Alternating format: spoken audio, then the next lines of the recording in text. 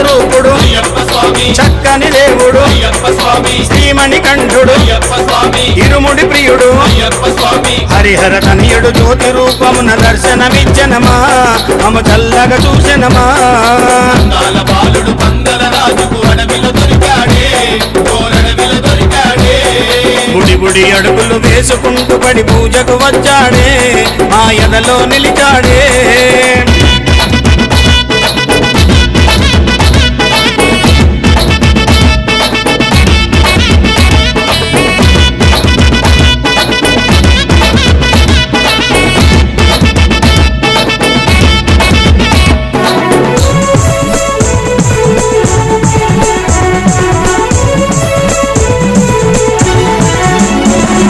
చిన్నారి బాలుడు